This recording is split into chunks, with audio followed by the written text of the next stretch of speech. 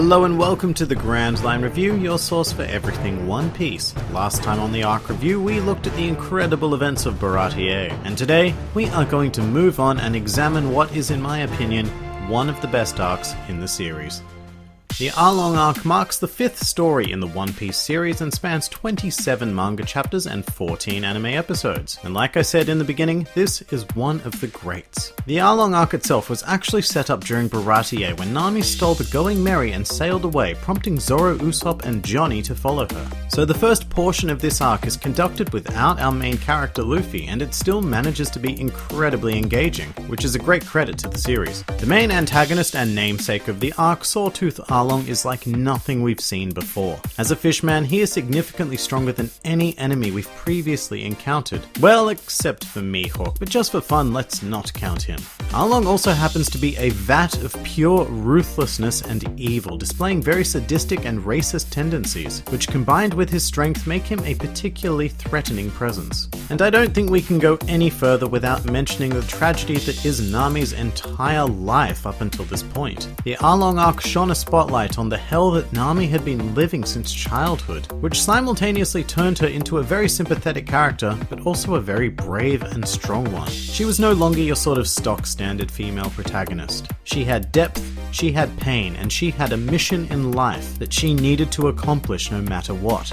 Then there's Belle-Mère, and my god, what a character she was. Prior to Luffy getting in an amazing punch at the climax of the arc, this lady was the only person to have gotten the better of Arlong in any situation. Unfortunately, that didn't last long, but I can't help but love the moment where she takes him down and just shoves a rifle into his mouth. Belle-Mère was also the first truly strong woman we'd seen in the series, and that was nice and refreshing to see. As a huge fan of Buffy the Vampire Slayer in my childhood years, I always enjoy a good dose of a woman kicking the ass of a terrifying monster. But Belle-Mère was also an example of the trademark heartbreak and heart warmth that Oda likes to insert into his flashbacks. Theoretically, it would have been very easy for Belle-Mère to hand over the money to Arlong and just hide the fact that she has kids for the foreseeable future. However, out of love, respect, and pride for Nami and Nojiko, she simply could not bring herself to claim that she did not have children. It is a disgustingly beautiful moment that ends up costing Belle-Mère her life, but the idea that she would rather die than not admit to being a mother is quite powerful and gets me every time. And speaking of strong women, we would be remiss not to mention Nami's adopted sister Nojiko. She plays quite a passive but very important role in this arc. She also has a lot of subtle character traits that really endear her to me. Like the fact that she got a tattoo because as a child Nami had Arlong's Jolly Roger forcibly tattooed onto her own arm. So the very presence of Nojiko's tattoo is a lovely symbol of support, because you need to remember that tattoos in Japanese culture tend to have very negative connotations attached to them. So having one applied in such an obvious spot can be quite a social taboo.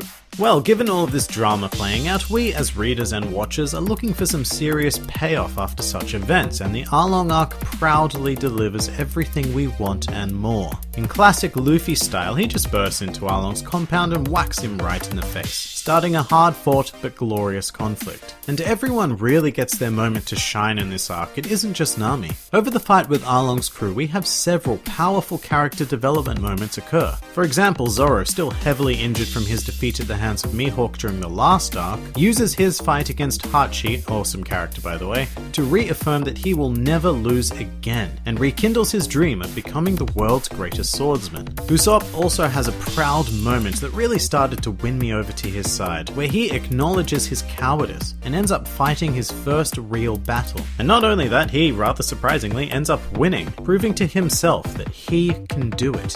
Sanji's fight marks the first time that he has entered combat as a Straw Hat, and is pretty much a showcase of fantastic moves, promising great things for the series to come. And as I stated in the last video, even Johnny and Yosaku get a moment here that makes their presence in the story worth it. After hearing Nami's tale, they decide to take on Arlong themselves and get, well, horrifically beaten, of course. But then they decide to block the entrance to Arlong Park from the angry villagers, claiming that the villagers don't stand a chance and that they're waiting for Luffy and the others to show up. And maybe that's not such a big moment for most people, but when I think of the Arlong arc, Johnny and Yosaku's cool moment here is one of the prime things that comes to mind. And then we have Luffy, who is simply fighting to make Nami stop crying, which really tells us everything we need to know about just how far Luffy will go for his crew members. And if we ever had any doubt out that Luffy is a true captain, he also has an amazing line during his fight with Arlong. He says something along the lines of, "I can't use swords, I don't know how to navigate a ship, and I can't cook or lie, and I'm pretty sure I can't live without being helped." A confused Arlong then proceeds to ask Luffy exactly what he can do, and Luffy very simply replies, "I can beat you." And that sums up Luffy's role in the series going forward. He's not your traditional captain, but who cares? Because in these dire moments, he can do what needs to be done.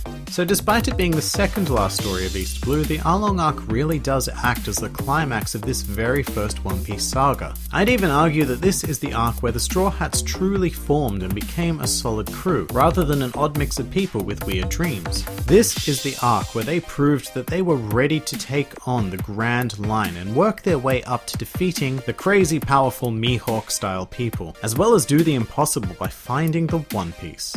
And that will pretty much do it for the Arlong arc.